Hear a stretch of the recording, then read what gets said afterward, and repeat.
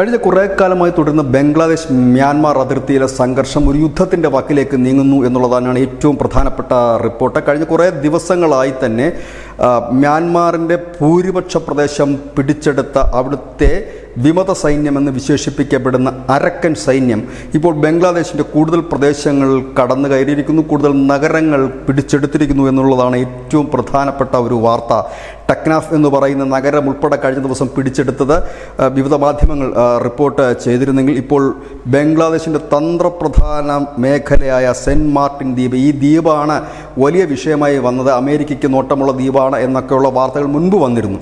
ഈ cent Martin ദ്വീപ് പിടിച്ചെടുത്തതായിട്ടാണ് ഏറ്റവും ഒടുവിൽ വരുന്ന റിപ്പോർട്ട്. ഇതിനടുത്തുള്ള ഒരു സെൻസിറ്റീവ് പ്രദേശം കഴിഞ്ഞ ദിവസം തന്നെ ഈ അരക്കൻ സൈന്യം കടന്ന് കയറിയിരുന്നു. അവിടെ ഈ റോഹിംഗ്യ അഭയാർത്ഥി ക്യാമ്പുകളും മറ്റും പ്രവർത്തിക്കുന്ന ഒരു പ്രദേശമാണ്. അത് പിടിച്ചെടുത്തതിന് ശേഷമാണ് ഈ സെൻറ്റ് മാർട്ടിൻ ദ്വീപ് പിടിച്ചെടുത്തായിട്ടുള്ള വാർത്ത വരുന്നത്. അങ്ങനെയെങ്കിൽ അത് ബംഗ്ലാദേശിനുണ്ടാക്കുന്ന ക്ഷീണം ചെറുതല്ല. കാരണം തന്ത്രപ്രധാന മേഖലയാണ്, തുറമുഖം ഉൾപ്പെടെയുള്ള മേഖലയാണ്, ബംഗാൾ ഉൾക്കടലിലേക്ക് ഒരു വലിയ വഴിയാണ്. കാരണം ഇത് വെച്ച് വിലപേശിയിരുന്നതാണ് ബംഗ്ലാദേശ്. ഏതായാലും വലിയ വാർത്ത എന്ന് തന്നെ പറയേണ്ടി വരും. ഇതിൻ്റെ ഒരു കൃത്യത ആർന്ന റിപ്പോർട്ടിംഗ് എത്തുമ്പോഴേക്കും ഏതൊക്കെ പ്രദേശങ്ങളിലേക്ക് ഇവർ കടന്നു കയറി എന്നുള്ളത് അറിയാൻ കഴിയും. ഏതായാലും ഇതിനിടയിൽ ബംഗ്ലാദേശിൻ്റെ ഇടക്കാല സർക്കാരിൻ്റെ മേധാവിയായ യൂനസ് പാക് സൈനിക മേധാവികളുമായി ചർച്ച നടത്തിയതായി വാർത്തകളും പുറത്തു വരുന്നുണ്ട്. കാരണം ഈ ഒരു സാഹചര്യത്തിൽ ചൈനയുമായി ചേർന്ന് പോകാനോ ചർച്ച നടത്താനോ ബംഗ്ലാദേശിന് താല്പര്യമില്ല.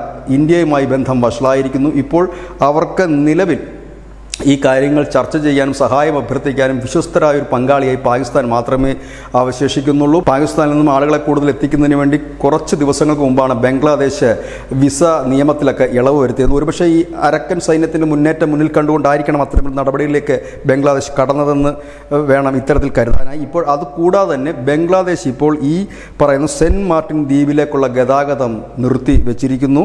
ഒപ്പം തന്നെ ബംഗ്ലാദേശും മ്യാൻമാറും തമ്മിൽ അതിർത്തി പങ്കിടുന്നിടത്തുകൂടി കടന്നു പോകുന്ന നാഫ് നദിയിലൂടെയുള്ള എല്ലാ ഗതാഗതവും നിർത്തിവച്ചിരിക്കുന്നു.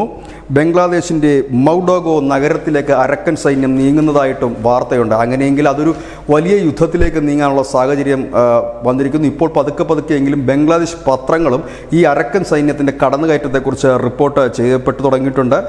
വടക്ക് കിഴക്കൻ സംസ്ഥാനങ്ങൾ, അതായത് നമ്മുടെ ഇന്ത്യയുടെ വടക്ക് കിഴക്കൻ സംസ്ഥാനങ്ങളുമായി കൂടുതൽ അതിർത്തി പങ്കിടുന്ന ഒരു രാജ്യമാണ് മ്യാൻമാർ. അവിടെയാണ് ഈ അരക്കൻ സൈന്യം ആ പ്രദേശം കൈയടക്കിയിരിക്കുന്നത്, ബംഗ്ലാദേശിലേക്ക് നീങ്ങുന്നു. അതുകൊണ്ട് തന്നെ ഇന്ത്യ കടുത്ത ജാഗ്രതയിലാണ്, സ്ഥിതിഗതികൾ നിരീക്ഷിച്ചു വരുന്നുണ്ട്. കാരണം ഇന്ത്യയെ സംബന്ധിച്ച് തന്ത്രപ്രധാനമായൊരു മേഖലയാണ്. അവിടെ ഒരു യുദ്ധമുണ്ടാകുന്നത് ഇന്ത്യക്ക് ഇപ്പോഴത്തെ സാഹചര്യത്തിൽ അതിനോട് ഇന്ത്യ താല്പര്യപ്പെടുന്നുമില്ല. പക്ഷേ ഈ സംഘർഷം ഏത് രീതിയിൽ മുൻപോട്ട് പോകുമെന്നുള്ളതാണ് ഇന്ത്യ നിരീക്ഷിച്ചു വരുന്ന കാര്യം. കാരണം ഇന്ത്യയുടെ വടക്കിഴക്കൻ സംസ്ഥാനങ്ങളോട് ചേർന്നാണ് ഈ ബംഗ്ലാദേശിൻ്റെ ഈ പറയുന്ന പ്രദേശങ്ങളും ഈ പറയുന്ന മ്യാൻമാറും ഒക്കെ ഉള്ളത്. ഏതായാലും അനുനിമിഷം മാറിമറിയുന്ന വാർത്തകൾ തന്നെയാണ് പുറത്തു വരുന്നത്. ഏതായാലും കൂടുതൽ അപ്ഡേഷൻസ് വരും മണിക്കൂർ ലഭ്യമാകുമെന്ന് കരുതുന്നു. News desk news India Malayalam.